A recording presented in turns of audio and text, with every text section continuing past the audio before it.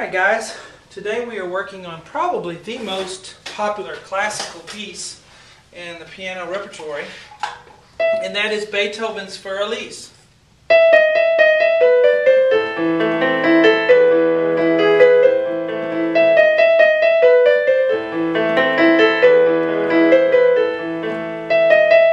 And so forth.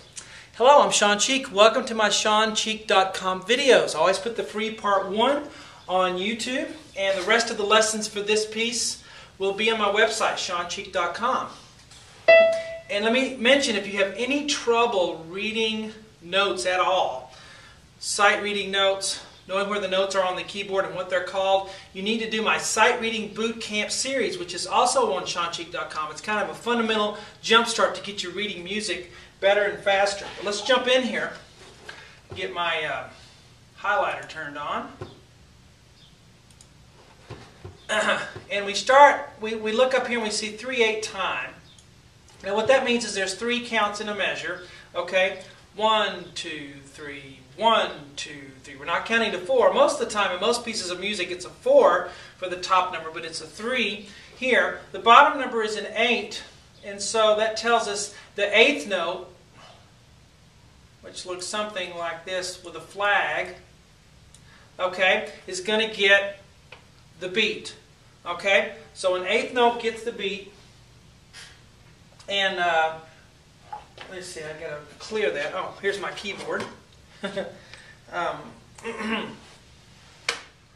So quarter notes are going to get 2 counts. 8th notes are going to get 1 count. 16th notes are going to get half a count. Okay, so we start on count 3. It's a pickup note, so it's count 3, and then we have and.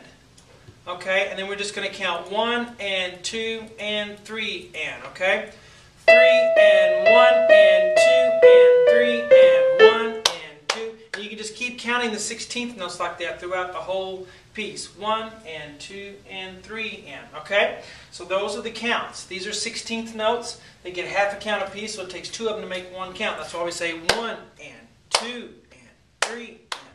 All right, we start off with an E in the right hand, this note right here, in the treble clef. Okay, so we start off with the right hand. It says finger 5, but I like to use finger 4. It's how I've always used it since I was a kid. But so fingerings, again, are just, subjective. You can use what works for you.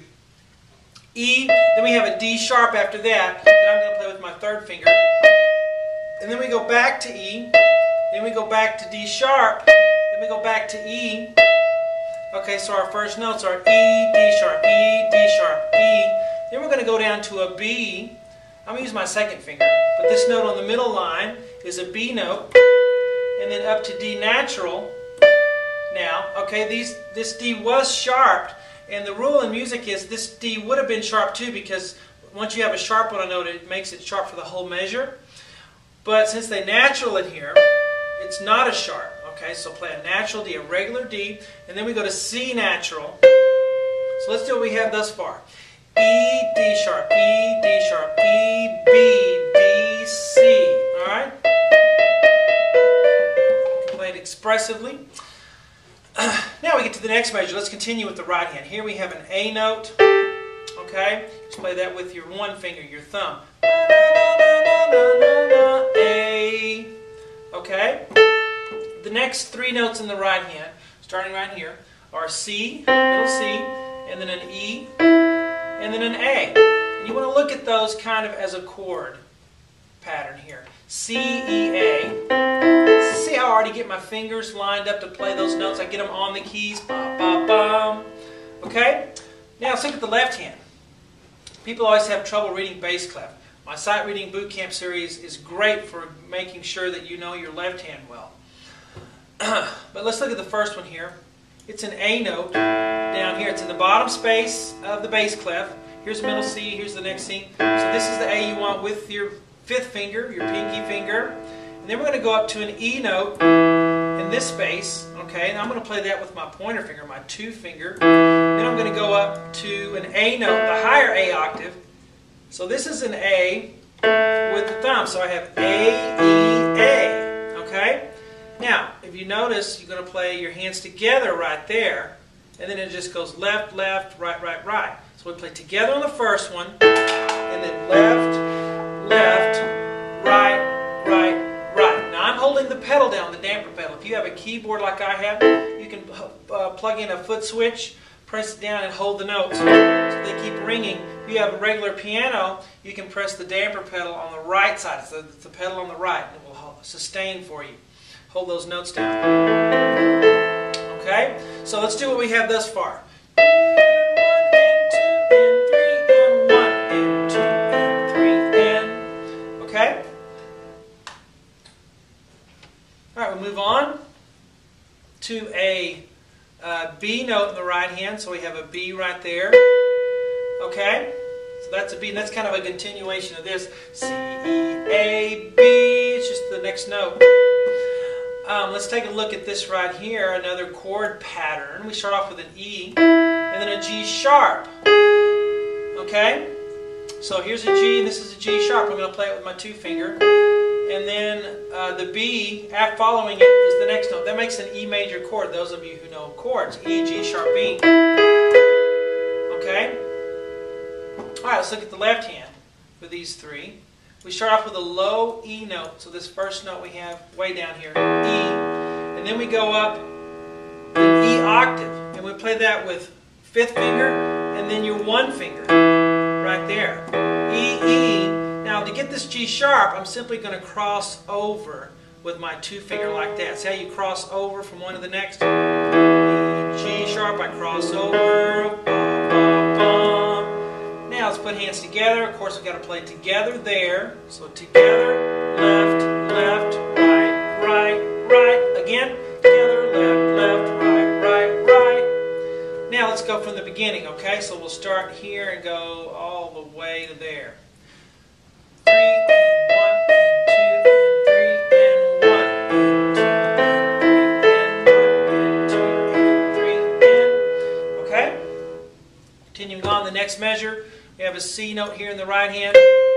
Left hand, at this point, is going to have the same thing that you had right here. A, E, A. A, E, A. Okay? Alright, so you play the C in the right hand with the A in the left hand. And then the right hand will have 3 notes to go after that. These 3 right here, which are E, and then up to high E, and then a D sharp. And it's just like what we did here. Okay? That E and D sharp, the last note in that measure, the last 2 notes, are like starting right here. We're going to repeat some things. Okay? So starting right here, continuing on to that point right there, it's exactly the same. Okay? So the part that I marked in red is exactly the same as what we've already taught.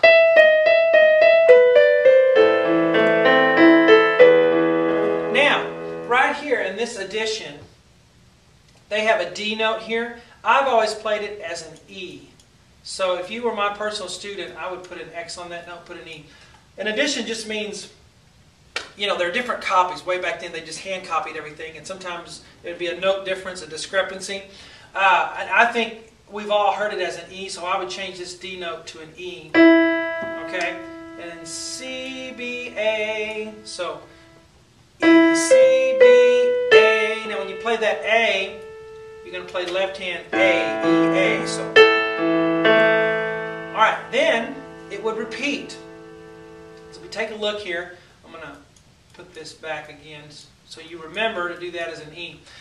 When you repeat, you have E, D sharp, then you have the 2 bar lines, the thick line and the skinny line, and the 2 dots. It tells you to repeat back to the beginning. Or not to the beginning, but to this repeat sign that's facing the other way. So you'd go back to this point. So you'd go bum, bum, and then come back here, and then continue. Alright, so that's all we're going to do in this free part 1. But let me go slowly for you from the beginning all the way to, I'll stop right here, okay? Here we go. 1, 2, 3, and 1, and 2.